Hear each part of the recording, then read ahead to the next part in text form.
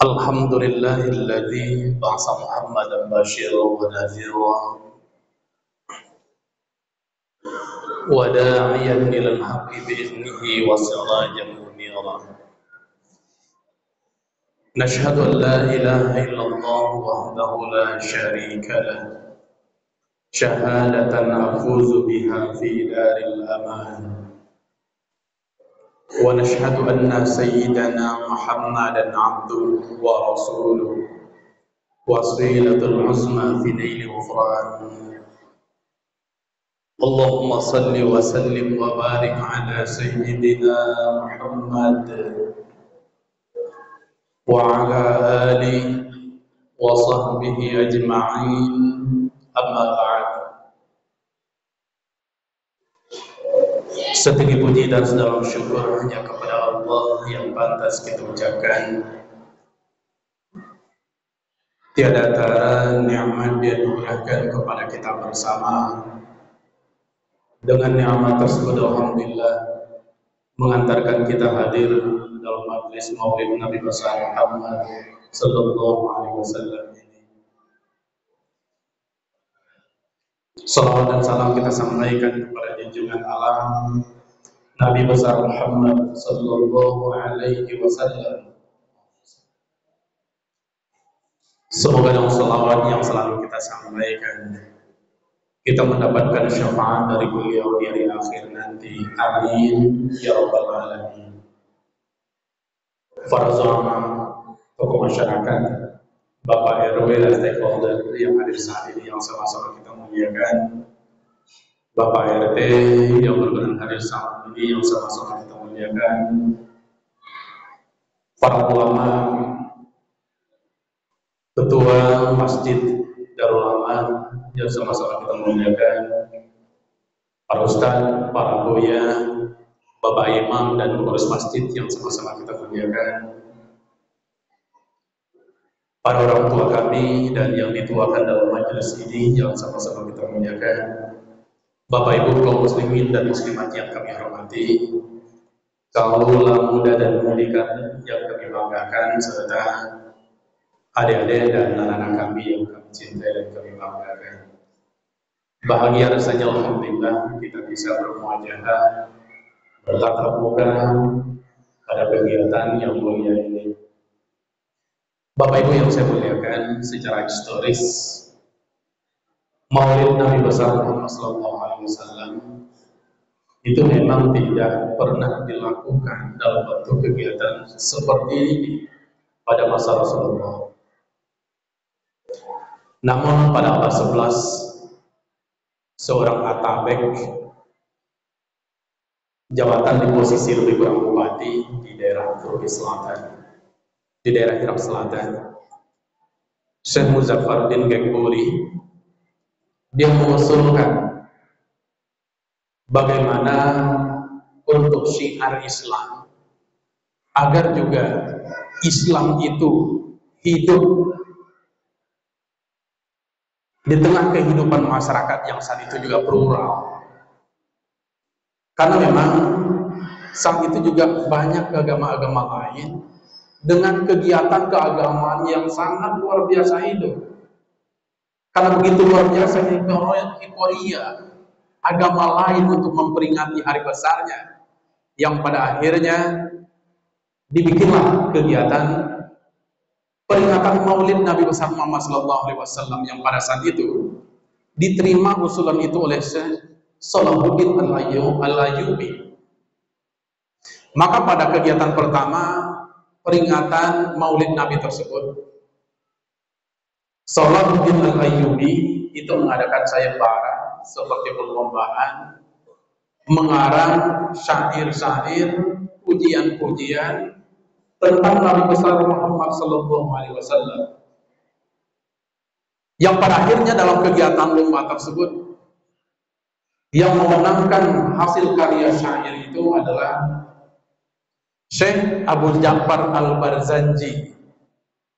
Dan Syekh Abu Ja'far Al-Barzanji dengan karya-karyanya, dan ketika dibukukan yang sampai sekarang itu sudah sampai di kampung-kampung kita, sehingga ada kegiatan-kegiatan bacaan Al-Barzanji itu sebenarnya bagian dari mahakarya Syekh Abu Ja'far Al-Barzanji yang memenangkan sayembara untuk pujian-pujian dan syair yang diperuntukkan kepada baginda Nabi besar Muhammad sallallahu alaihi wasallam. Bapak Ibu yang saya muliakan, kemudian berbicara tentang Maulid Nabi, berarti hari kelahiran Nabi. Masyarakat sekarang barangkali mungkin membahasakan itu sebagai hari ulang tahunnya Nabi besar Muhammad sallallahu alaihi wasallam. Apakah Nabi itu memperingati hari lahirnya? Dan ternyata Nabi itu memang memperingatinya. Maka termasuk dia katakan, ketika dia melaksanakan puasa hari Senin itu diantaranya dikatakan Yauma wulidtu. Dia melakukan itu diantaranya karena hari itulah dia dilahirkan.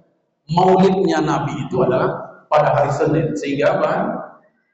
Dia memperingati hari lahir itu dengan kebaikan-kebaikan. Di antaranya adalah melaksanakan puasa Senin. Juga dalam sejarah mengatakan Nabi itu memperingati hari lahirnya dengan memperbanyak ibadah pada hari lahirnya. Padahal Nabi Muhammad ibadahnya juga luar biasa. Ibadah Nabi Muhammad sangat dahsyat. Di hari lahirnya dia juga semakin meningkatkan kebaikan-kebaikan dan ibadah kepada Allah Subhanahu wa taala. Barangkali mungkin sedikit secara kultural, secara budaya ada yang ambivalen, yang kurang berimbang dengan yang dipraktekkan sebagian kecil orang. Hari kelahirannya biasanya diperingati dengan pesta-pesta yang terkadang sebagian anak muda. Apa yang dilakukan itu sudah meninggalkan dan menanggalkan nilai-nilai keislaman. Saudara dirahmati Allah Subhanahu wa taala. Kalau dulu kita ingat ketika di SD, kalau masa-masa saya dulu, ulang tahun itu diperingati dengan roti yang bulat itu. Kemudian di atasnya ada lilin, dan biasanya jumlah lilin itu menyesuaikan jumlah umur. Kalau sekarang kan sudah ada angkanya, ya PRW ya. Kalau dulu ulang tahun ketiga, lilin dihidupkan 3, ditiup. Kalau Sweet 17, usia 17 tahun, lilinnya 17 itu ditiup. 17 itu. Saya tidak dapat membayangkan kalau budaya ini dipraktikkan sampai pada usia tua.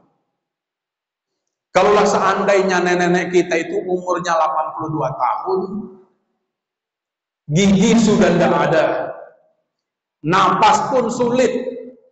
Ketika ulang tahun harus meniup lilin sebanyak 82 lilin. Saya pikir mungkin lebih duluan neneknya itu mati daripada lilinnya. Maka ini menjadi penting bagi kita selektif terkait budaya-budaya yang masuk.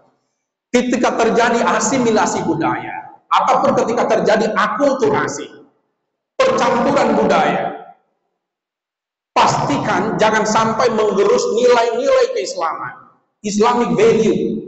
Nilai keislaman itu jangan sampai tersingkirkan, justru dirusak oleh budaya-budaya lain. Al-muhafazatu ala qadimis salih wal anjubil jadidil asbah.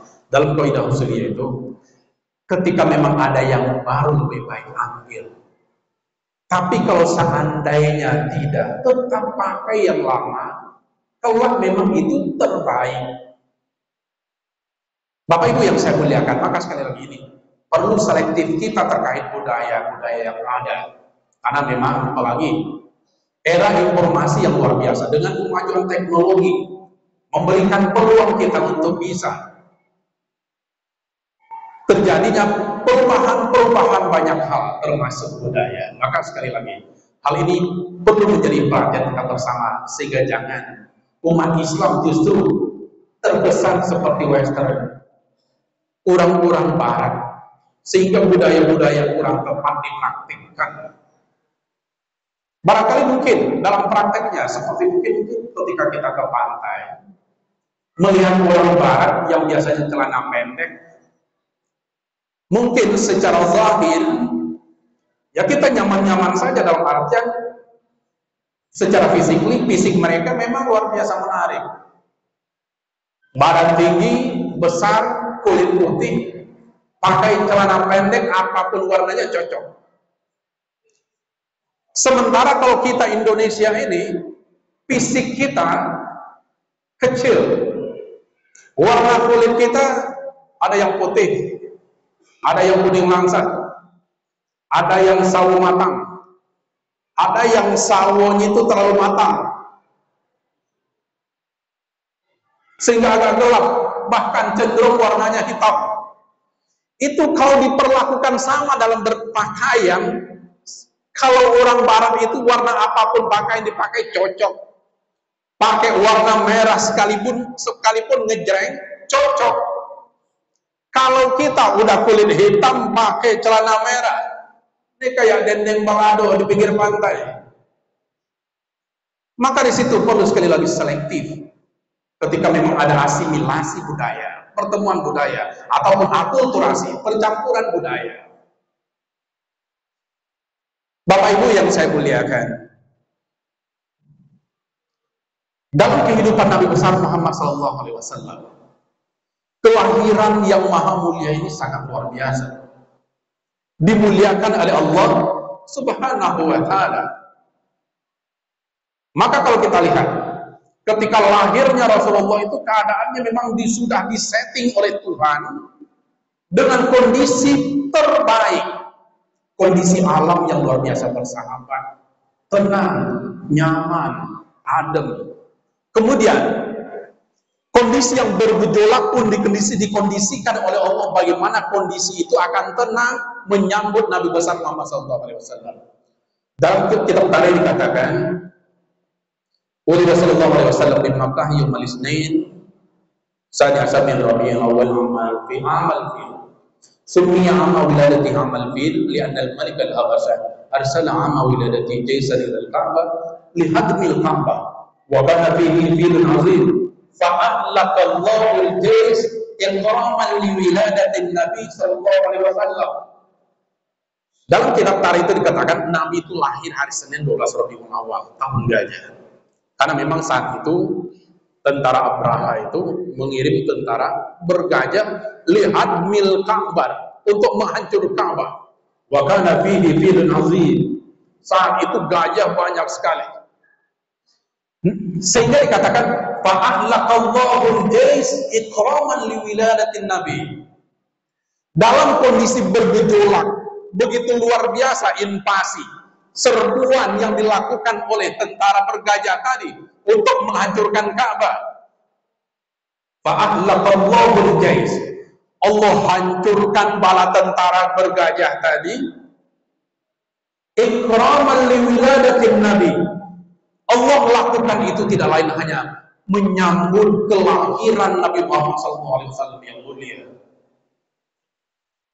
Maka kemuliaan itu sudah terasa sebelum lahir. Kemuliaan itu terasa sebelum lahir, sehingga kondisi alam sangat luar biasa. Yang saya katakan tadi kondisinya nyaman, adem. Kadang-kadang kita lahirnya apa? Hujan lebat, petir kuat, kaget emaknya, lahir anaknya, ya kan? Beda dengan Rasul yang memang luar biasa, diatur oleh Allah sekali lagi. Ikraman liwiladatin Nabi sallallahu alaihi wasallam, karena Allah memuliakan kelahiran Rasul. Dan luar biasanya lagi, kemuliaan Nabi pun tidak sebatas itu. Ketika dia berada di alam dunia ini, dalam kehidupan ini, Allah tidak akan turunkan azab selagi Nabi Muhammad itu ada. Maka Allah ma'azibahu anta fihi. Allah tidak akan menurunkan azab, Allah tidak akan menurunkan bencana selagi Nabi Muhammad itu ada. Saudara-saudara Allah Subhanahu wa Ta'ala, begitu luar biasa mulia Nabi. Karena memang Nabi Muhammad itu secara pribadi sosok yang perfect, yang sempurna, termasuk secara fisik. Nabi itu luar biasa. Orangnya gantengnya minta ampun. Yang paling ganteng Nabi siapa Bapak Ibu? Yang paling ganteng siapa di dunia ini? Nabi. Ibu-ibu, Nabi siapa? Orang paling ganteng? Tidak ada yang menjawab suami ya. Baik. Yang paling ganteng di dunia ini sebenarnya dari Adam ada itu adalah Nabi Muhammad SAW. Bukan Nabi Yusuf. Nabi Muhammad itu tertutup cerita itu karena kebesaran mulianya Al-Quran. Kalau ibarat bola, bola itu dibelah dua. Sebelah keindahan, cantik, ganteng itu milik Nabi Muhammad. Yang sebelahnya lagi, dibelah lagi menjadi seperempat. Seperempat itu milik Nabi Yusuf. Jadi 50% untuk Nabi Muhammad, 25% untuk Nabi Yusuf. Sehingga Pak, gantengnya Nabi Muhammad itu jauh mengalahkan Nabi Yusuf. Kemudian ada yang bertanya, Ustadz 25% lagi itu siapa? Itulah untuk kita manusia dari zaman Adam sampai hari kiamat nanti. 25% itulah yang kita rebutkan bersama. Maka jangan lagi banding-bandingkan antara Muhammad dengan Nabi Yusuf, kemudian dengan kita, jauh. Kenapa? Muhammad 50% untuk sendiri saja keindahan itu, Nabi Yusuf 25% dan 25% untuk kita bersama. Maka ketika bertanya dan melihat di cermin, kok saya tidak ganteng-ganteng amat ya? Kenapa? 25% yang kita rebutkan bersama. Mungkin ketika ibu-ibu juga bertanya, kok saya tidak cantik-cantik amat ya? Wajar. 25% yang kita rebutkan bersama, ya beginilah hasilnya. Ya, tapi syukuri saja. Karena Allah ciptakan kita menjadi makhluk yang terbaik. Saudara dirahmati Allah Subhanahu wa Ta'ala. Tetapi daya pikat Rasulullah SAW itu bukan dari fisiknya, dari gantengnya, tetapi akhlak yang mulianya. Nasta'idzubillahi samil alim minasyaitonir rajim. Laqad kana lakum fi Rasulillahi uswatun hasanah. Sungguh teladan, role model, uswah, contoh dalam kehidupan. Siapa itu? Nabi besar Muhammad SAW. Maka dikatakan Muhammad itu khairun nas khuluqan, orang yang memiliki akhlak paling baik di dunia ini. Saudara-saudara Allah Subhanahu wa Ta'ala, banyak hal yang diajarkan oleh Rasulullah karena memang misi Tuhan mengutus Nabi besar Muhammad SAW tidak lain adalah untuk memperbaiki akhlak manusia. Innama bu'istu litammima makarimal akhlaq. Allah utus Nabi, misinya tidak lain adalah memperbaiki akhlak manusia. Pada saat itu terjadi dekadensi moral, terjadi degradasi nilai, rusaknya akhlak, hilangnya adab, sulit menghargai satu sama lainnya, seolah hukum rimba yang ada. Itulah tugas Nabi. Bagaimana keadaan-keadaan ini menjadi lebih baik secara sosial, hubungan kemasyarakatan atau human interrelationship, hubungan kemanusiaan. Saudara-saudara Allah, maka semua lini kehidupan diatur baik oleh Rasulullah SAW dalam etika dan adab.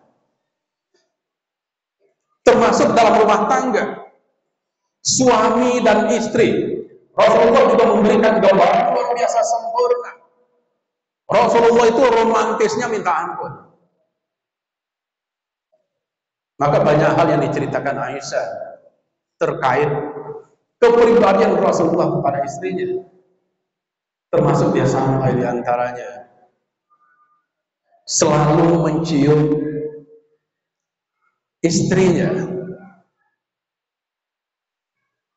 Kemudian bahkan dia mandi bersama. Bahkan mungkin seperti yang ada nyanyian itu, Nabi itu main berlari-lari bersama istrinya, sampai begitunya, begitu romantis dan dekatnya. Dan dia selalu mencari waktu-waktu yang luang untuk bersama istrinya. Begitulah Rasulullah SAW. Dan ini mungkin bagi kita sebagai suami, nilai-nilai ini mungkin harus kita jaga.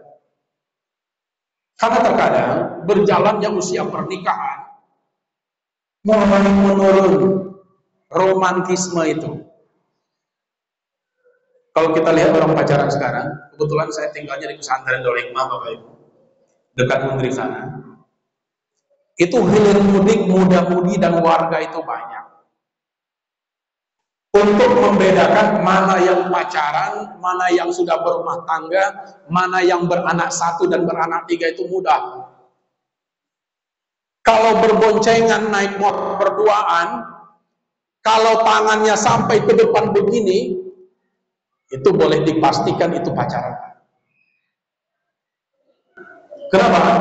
Kalau sudah punya anak satu, biasanya udah tidak ada lagi yang seperti itu. Suaminya di depan, paling tangannya di belakang saja. Kapan dipegang suaminya di depan? Kalau suaminya itu bawa motornya laju-laju, megangnya bukan main, bukan seromantis dulu. Kena pokok punggungnya. Woi, nak kemana? Nilai-nilai itu yang terjadi di degradasi. Dan lebih parah lagi kalau sudah punya anaknya tiga. Suaminya di depan bukan dipeluknya, padahal mereka berjalan itu berdua di atas motor. Suaminya di depan, yang dipegang justru besi belakangnya. Saudara-saudara Allah Subhanahu wa taala, Nabi itu justru luar biasa. Semakin tinggi usia pernikahan itu, semakin romantis. Di antara istri itu ada namanya Saudah. Bahkan ketika dia pulang dari masjid, dia menjumpai istrinya sedang bikin adonan dari tepung. Isen dia, diambil tepung itu secuil, kemudian apa? Diletakkan di kening istrinya itu, seperti Thailand India. Begitulah luar biasa dia bergurau, bercanda untuk membangun romantika. Sehingga apa? Kebahagiaan itu hadir dalam rumah tangga. Terkadang sebagian kecil di rumah tangga, kebahagiaan seperti itu yang kurang, sehingga sampai rumah seolah-olah apa? Seperti masuk kantor lagi, semuanya aktivitas kaku. Saudara-saudara Allah Subhanahu wa taala, kalau Rasulullah itu luar biasa, sehingga apa? Itulah dia sangat nyaman di rumahnya. Kalau dia bahasakan baiti jannati, rumahku itu surga bagiku. Kenapa? Karena memang tempat ternyaman bagi dia. Kenyamanan itu dilahirkan, dihadirkan oleh dirinya dan juga pasangan hidupnya. Maka begitu juga seyogianya dalam posisi istri, juga bisa mendatangkan kenyamanan, kebahagiaan dalam rumah tangga, sehingga seolah-olah surga itu kita rasakan sebelum mati. Surga itu hadir dalam rumah tangga kita. Maka Nabi juga mengingatkan kepada ibu-ibu, bagaimana membangun harmonisasi itu dengan cara selalu membangun kebaikan-kebaikan yang harmonis dengan suami. Sehingga banyak hal yang dikatakan Nabi untuk mengingatkan para ibu. Ayyuma mar'atin matat wa zawjuha maridin illa dakhalatil jannah. Istri manapun yang meninggal, kalau suaminya ridho, suaminya ikhlas, Allah masukkan dia ke dalam surga. Kenapa suaminya ikhlas? Karena kebaikan selama ini, karena santun dan halus kata-kata yang keluar dari mulutnya, karena sikap, ucap dan pelayanan di rumahnya yang betul-betul memberikan kesejukan dan kenyamanan. Ada kebiasaan sebagian kecil ibu-ibu diantaranya nonton sinetron. Saya pikir tidak masalah, itu baik. Ada hal yang positif, ambil. Di antara hal yang positif seperti apa? Biasa dalam sinetron itu ada adegan di mana suami mau berangkat kerja diikuti oleh istri. Bahkan dari dalam rumah itu diantar sampai ke mobil, dibawakan tasnya. Sebelum masuk mobil, dia sampai cium tangan dulu, bahkan cipaka cipiki dulu. Cium pipi kanan, cium pipi kiri. Positif itu positif, silahkan. Nah, tapi memang harus perlu dijelaskan juga. Nanti ibu-ibu yang hadir pengajian, suaminya tidak hadir. Ketika saya sampaikan ini, tahu-tahu besok udah berubah pelayanannya, ya kan? Yang tidak pernah dilakukan, besok pagi sudah keluar dia, bawa tas suami, sampai ke pintu mobil, cipaka cipiki, cium tangannya. Kalau itu tidak pernah, suaminya itu bukan senang, malah risau. Apa yang terbayang sama suaminya? Engkau meninggalkan perang, engkau katanya. Kenapa? Tidak terbiasa. Tetapi paling tidak, sekali lagi, yang positif-positif itu mulai kita berdayakan. Sehingga kita merasakan honeymoon for life. Bulan madu itu kita rasakan seumur itu. Bukan 1 tahun, 2 tahun menikah. Saudaraku dirahmati Allah Subhanahu wa ta'ala. Maka Nabi mengatakan, "Iza sallat imra'atun khamsaha wa shamat sahraha wa ata'at zawjaha qila laha udkhulil jannata ayyuha bil jannati." Nabi mengatakan kalau wanita itu sudah taat sholat 5 waktunya dan dia melaksanakan puasa Ramadannya dan dia taat kepada suaminya, maka di hari akhir nanti akan dikatakan, udkhulil jannah min ayyi abwabil jannati. Silahkan kamu masuk surga melalui pintu surga mana saja yang kamu inginkan. Saudara-saudara Allah Subhanahu wa ta'ala, maka begitu luar biasanya peluang surganya istri itu sangat mudah kalau seandainya dia mau taat dengan suaminya selagi kebaikan-kebaikan yang disampaikannya. Saudara-saudara Allah Subhanahu wa ta'ala, maka dalam posisi istri pun dalam membangun rumah tangga yang diajarkan oleh Rasulullah, sikap-sikap baik, termasuk diantaranya Nabi katakan, ayyuma imra'atin abasat fi wajhi zawjiha wa ja'at yaumal qiyamah maswaddatul wajhi illa an tatuba wa tarja. Istri manapun saja, kalau selalu masam saja mukanya kepada suami, cemberut saja dia selalu dengan suami, ketika dengan suami tidak melihatkan muka yang baik, istri seperti itu dikatakan Nabi, hari kiamat tiba nanti dia akan menghadap Allah dengan muka hitam yang lega. Dan dalam hadis lain Nabi mengatakan, ayyuma imra'atin aghdhabat zawjaha wa hiya zalimatun aw ghadabat 'alaihi lam yaqbalillah minha syarfan wa la 'adla. Istri manapun, istri siapapun, kalaulah mudah saja dia marah kepada suaminya, padahal dia itu zalim, Allah ghadabat 'alaihi, ataupun karena kebiasaan buruknya suaminya itu marah kepadanya, maka Nabi mengatakan istri yang seperti itu lam yaqbalillah minha syarfan wa la 'adla. Allah tidak akan terima ibadah wajib dan ibadah sunnahnya. Saudara-saudara Allah, maka adab-adab yang diajarkan Rasulullah itu yang perlu kita perhatikan sehingga memberikan kebaikan dalam rumah tangga kita. Sehingga apa? Ibadah seorang istri juga sangat bergantung dengan sikapnya kepada suami.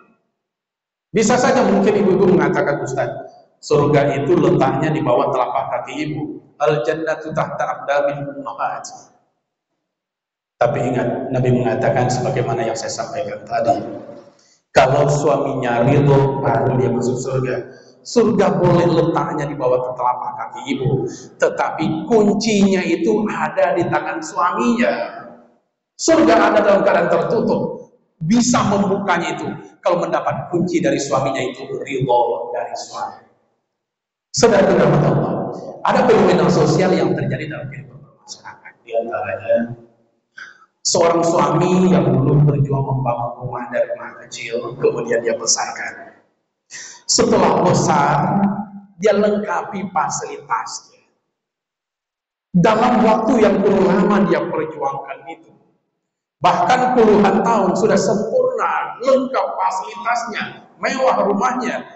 Tetapi ada sebagian suaminya itu lebih nyaman di warung kopi daripada rumahnya. Waduh, ini apa yang salah?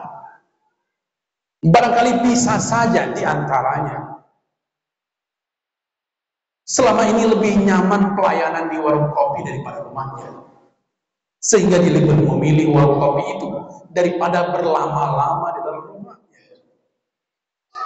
Bapak Ibu yang saya muliakan, maka ini juga menjadi bagian penting untuk evaluasi bagi ibu dalam membangun rumah tangga yang lebih berkualitas. Bapak Ibu yang saya muliakan, hal-hal ini sekali lagi menjadi bagian teramat penting sebagaimana yang diajarkan oleh Rasulullah dalam adab dan etika. Tidak hanya sebatas dalam berumah tangga, Rasulullah juga mengajarkan bagaimana kita bermasyarakat, berinteraksi satu sama lainnya, sehingga Pak, keharmonisan itu tidak hanya terjadi dalam rumah tangga, jadi juga terjadi di dalam kehidupan masyarakat. Terlebih khusus diantaranya orang yang terdekat adalah tetangga kita. Maka Nabi juga mengajarkan bagaimana akhlak. Maka dikatakan man kana yu'minu billahi wal yawmil akhir falyukrim jarah. Barang siapa merasa beriman, mengaku beriman kepada Allah dan hari akhir, hendaklah dia memuliakan tetangganya. Mafhum mukhalafahnya, makna di balik itu adalah orang yang tidak pandai memuliakan tetangga itu bukanlah orang beriman. Man kana yu'minu billahi wal yawmil akhir falyuhsin ila jari. Orang yang mengaku beriman kepada Allah dan hari akhir, hendaklah dia selalu berbuat baik kepada tetangganya. Saudara dirahmati Allah Subhanahu wa taala. Maka bahkan Nabi mengajarkan bagaimana terbangun sensitivitas, terbangunnya kepedulian kita dengan tetangga. Maka dikatakan kepada sahabat Abu Dzar, ya Abu Dzarrin idza tabaqta maraqatan faghsil ma'aha wa ta'amad jiranaka. Wahai Abu Dzar, kalau kamu masak gulai, banyakkan kuahnya. Apa pentingnya? Wa ta'amad jiranaka, bagi tetangganya. Nanti jangan salah paham pula. Kata Ustaz, banyakkan kuahnya untuk tetangga. Ayam 1 ekor, kuahnya itu bisa 1 kuali besar, yang dapat cuma kuahnya saja. Bukan itu maksudnya. Lebih banyak dan lebih baik itu adalah yang terbaik. Maka Nabi juga mengatakan jalisan ini la tahqiranna tajid. Jaratan li jariha law fil sanasah. Jangan sampai kalian menghina tetangga kalian yang hanya memberikan sesuatu itu berupa kaki kambing. Bagi orang yang memiliki ekonomi baik, kaki kambing itu seolah sesuatu yang tidak bermakna. Tetapi ketika itu berada di tangan orang yang ekonomi terbatas, itu menjadi sesuatu sekali. Maka jangan lihat apa yang diberikan, tetapi pemberian itu adalah bentuk kebaikan, perhatian dia kepada kita bersama. Maka itu perlu kita hargai. Saudaraku dalam hati Allah Subhanahu wa ta'ala, perlu menjaga sikap dengan tetangga, menghargai dan memberikan kenyamanan. Sehingga Pak, Nabi pernah bersumpah demi Allah 3 kali. Wallahi la yu'min, wallahi la yu'min, wallahi la yu'min. Ya Rasulullah, alladzi la ya'man jarul bawa'iqah. Nabi pernah bersumpah demi Allah orang itu tidak beriman. Demi Allah orang itu tidak beriman. Demi Allah orang itu tidak beriman. Sahabat pun kaget, kenapa Nabi sampai bersumpah demi Allah mengatakan orang itu tidak beriman? Sehingga dia sahabat bertanya, siapa yang engkau maksud ya Rasulullah? Allazi la ya'man jaru bawa'iqah. Orang yang karena perangai buruknya, orang yang karena kebiasaan buruknya, sehingga tetangganya tidak nyaman berdampingan hidup dengannya. Tetangga yang seperti itulah dikatakan jarsu, tetangga yang jahat. Sehingga Nabi katakan orang itu tidak beriman. Saudara dirahmati Allah Subhanahu wa ta'ala. Maka ada satu ketika Orang begitu semangat menyampaikan kepada Nabi, "Qila ya Rasulullah, innal fulana tad'ul layl wa tasumuna wa taf'al wa tasaddaq wa tuzi jiranaha bi sultaniha faqal la khaira fiha wa hiya min ahlina." Satu ketika ada orang yang mengatakan kepada Nabi, "Wahai Nabi, ibu fulanah itu rajin dia bangun malamnya untuk ibadah. Wa tasumun nahar, dia rajin puasa di siang hari. Wa taf'al, dia banyak melakukan amal kebaikan. Wa tasaddaq, dan dia rajin sedekahnya. Wa tu'zi jiranaha, tetapi Rasul, dia tidak pandai baik dengan tetangganya. Sikap dan perangainya menyebabkan tetangganya gerah, tidak nyaman dengannya." Apa dikatakan Nabi? La khaira fiha, apapun yang dilakukan kebaikan, ibadah oleh tetangga yang seperti itu, yang seolah-olah dia ahli ibadah, tetapi perangainya, sikap, ucap, perbuatannya, budaya individunya yang menyebabkan tetangga tidak nyaman hidup dengannya, kata Nabi, la khaira fiha, semua kebaikan yang dilakukan tidak akan pernah tercatat ibadah di sisi Allah. Semua amal kebaikannya itu tidak akan dibalas pahala oleh Allah Subhanahu wa ta'ala. Sehingga Pak, sikap kita dengan tetangga itu sangat menentukan diterima atau tidaknya ibadah kita di sisi Allah Subhanahu wa ta'ala. Karena memang diantaranya sikap kita kepada tetangga bagian dari representasi keimanan kita, beriman atau tidaknya kita. Dulu ada ulama sufi,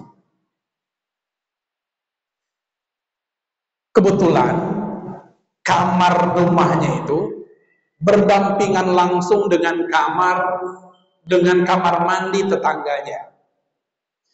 Dan dia hubungannya baik sekali dengan tetangga. Dan tetangga tadi juga baik hubungannya dengan dia. Tapi tetangga tadi dia tidak tahu bahwasanya apa? Paralon air kamar mandinya itu bocor dan merembes sampai menetes ke dinding rumah ulama sufi tadi. Sementara tetangganya tidak tahu. Dan ulama sufi tadi pun tidak kasih tahu.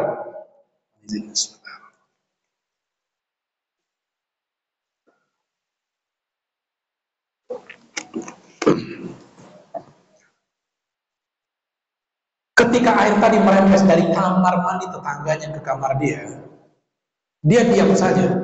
Dia tidak komplain, apalagi marah.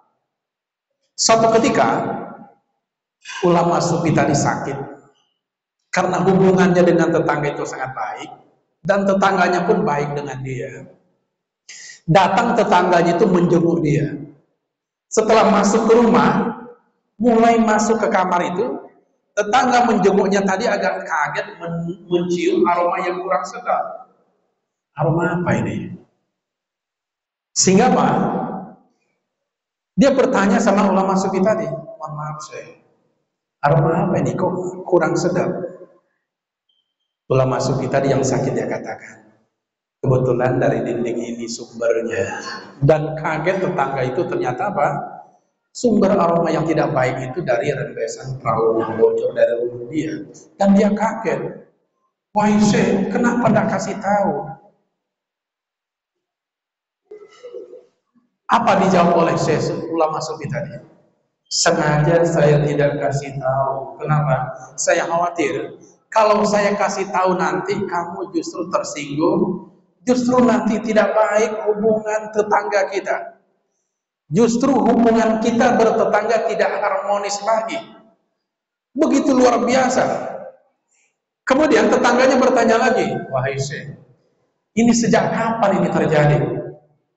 Syekh itu mengatakan, "Ini sudah terjadi sejak 20 tahun yang lalu." Luar biasa. Dia korbankan kenyamanannya demi menjaga harmonisasi dengan tetangga.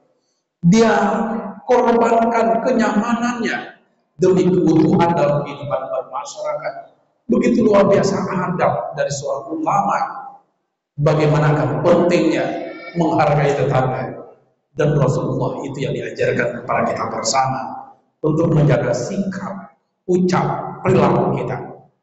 Saudara-saudara Allah Subhanahu wa taala. Maka juga sebenarnya dalam membangun rumah, Nabi juga mengajarkan al-jar qabla dar.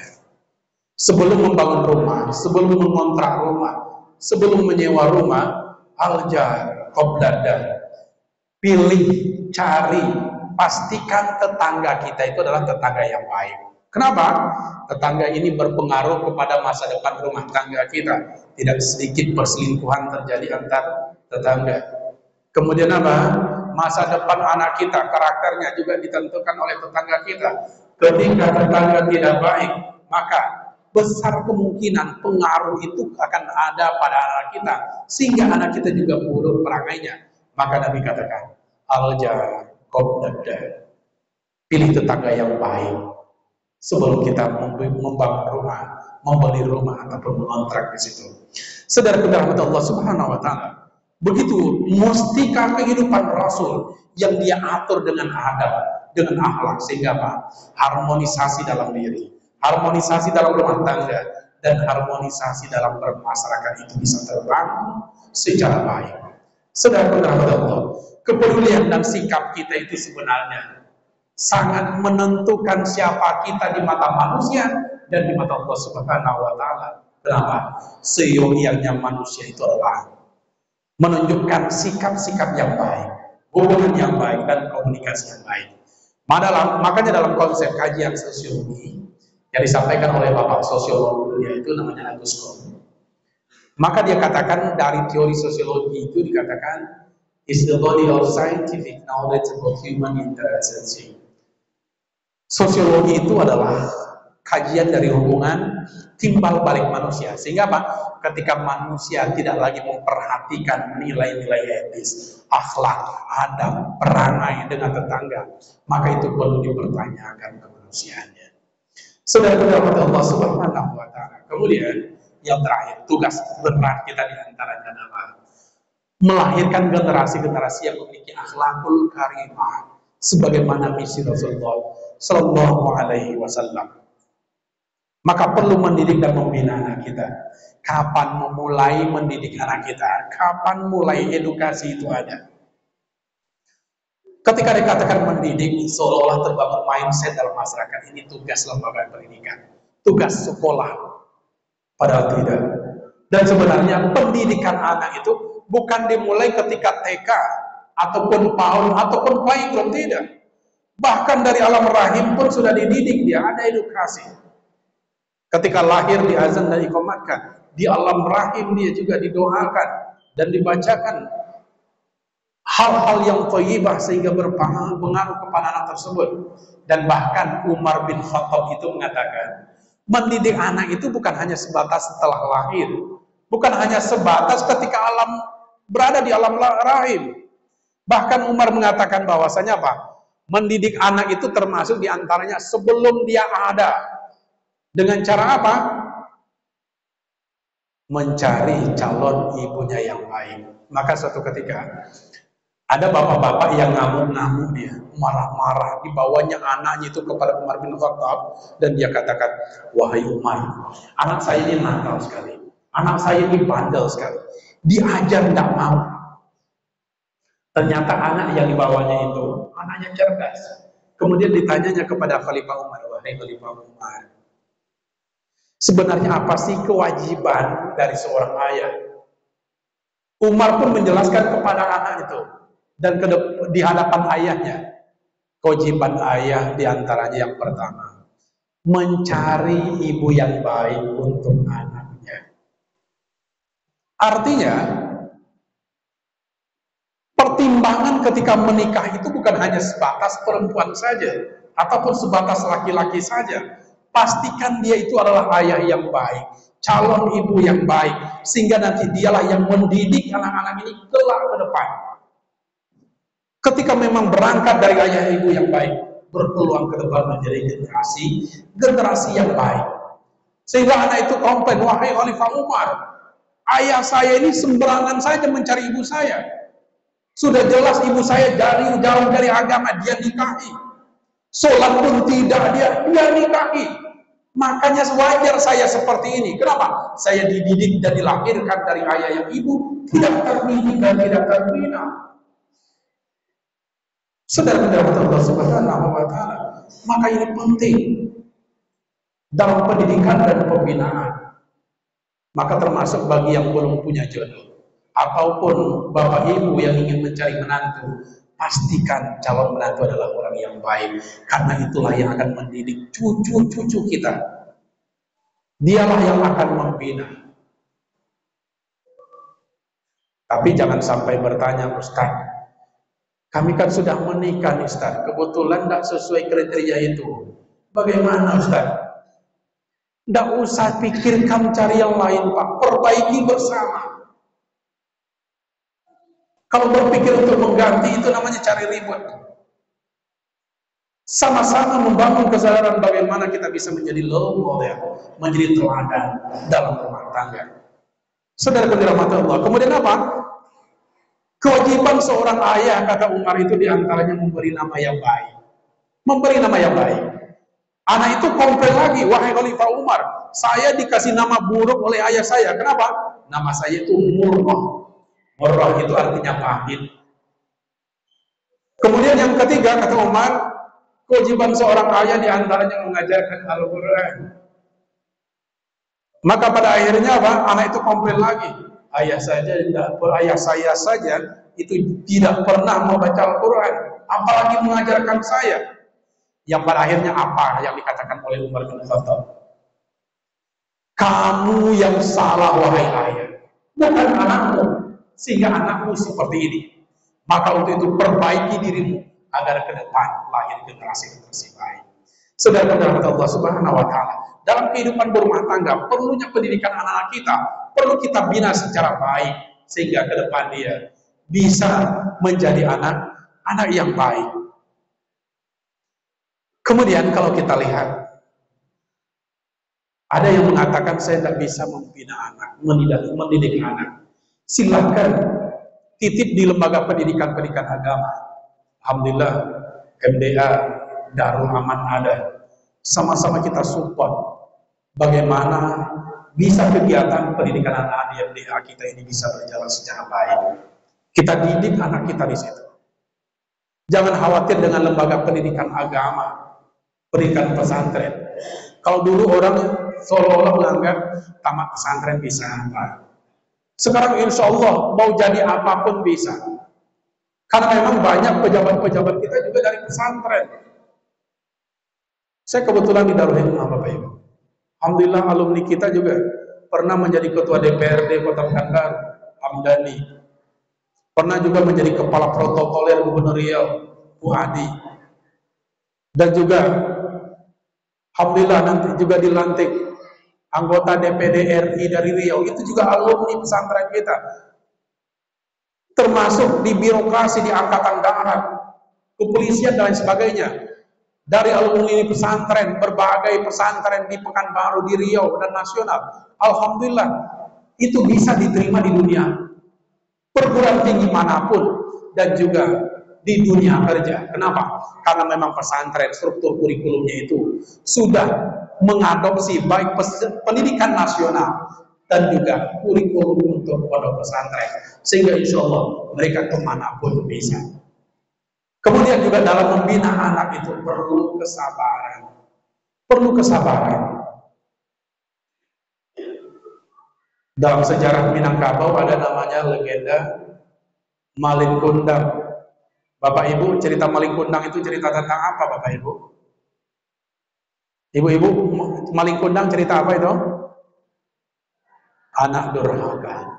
Sebenarnya kalau kita lihat secara holistik, secara menyeluruh dan objektif, sebenarnya tidak hanya sebatas cerita anak durhaka, tetapi di situ juga ada cerita tentang ibu yang tidak pantas dicontoh.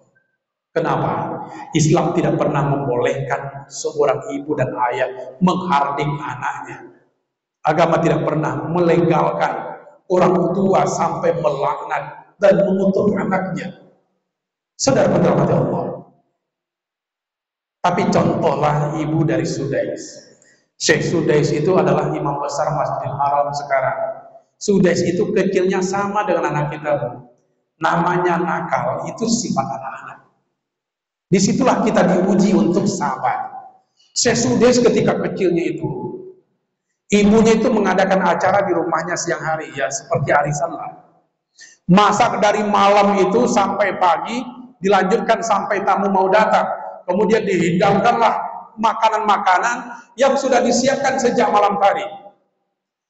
Setelah dihidangkan,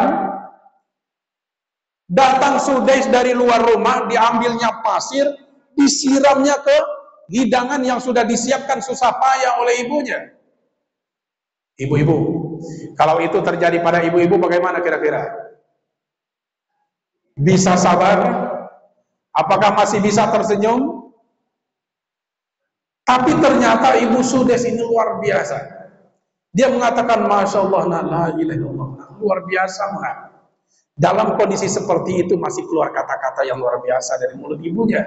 Dan dia katakan, semoga ke depan kamu menjadi anak baik, menjadi anak soleh, dan bahkan semoga kamu nanti bisa menjadi imam Masjidil Haram.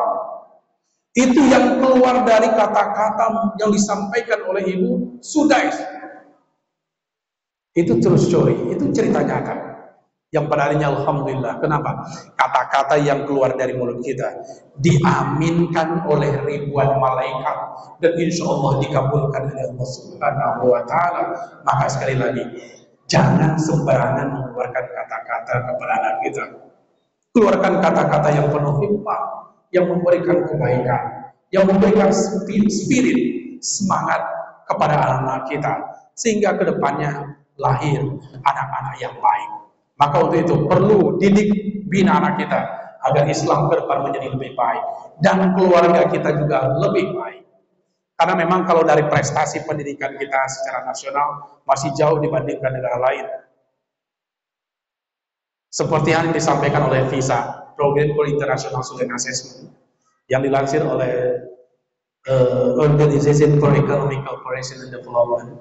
Dari 76 negara itu, negara kita rankingnya itu di posisi 73. Nomor 1 itu Cina, nomor 2 Singapura, nomor 3 Hong Kong, nomor 4 Macau. Kita nomor berapa? Itu 73. Maka dengan membangun kesadaran mendidik anak, insya Allah peradaban Islam di masa akan datang menjadi lebih baik, dan juga itu berimplikasi berdampak kepada lahirnya keluarga-keluarga sakinah dalam kehidupan bermasyarakat. Bapak Ibu yang saya muliakan, mari kita wujudkan generasi-generasi emas atau golden generation dengan melakukan pendidikan dan juga memberikan teladan. Ini lebih penting lagi, transfer of value.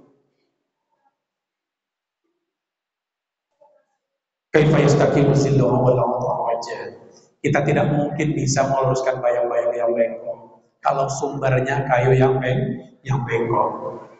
Bayang-bayang kita itulah anak-anak kita. Disitulah pastikan kita menjadi teladan, contoh, sebagaimana Rasulullah sukses menjadi contoh sebagai pemimpin negara dan juga pemimpin keluarga. Bapak Ibu yang saya muliakan, semoga pertemuan ini barokah dan semoga nilai-nilai etika, adab, dan akhlak yang diteladankan oleh Nabi itu bisa juga kita praktekkan dalam kehidupan kita bersama, dan kita pastikan kita selaku orang tua menjadi model tauladan di tengah anak-anak kita. Dan saya sangat meyakini insyaallah generasi-generasi soleh, generasi-generasi emas itu akan hadir dari keluarga jemaah kita yang hadir saat ini. Amin ya rabbal alamin. Terima kasih atas perhatian dan kehadiran. Terlalu banyak salah dan silap saya memaafkan. Billahi taufiq. Assalamualaikum warahmatullahi wabarakatuh.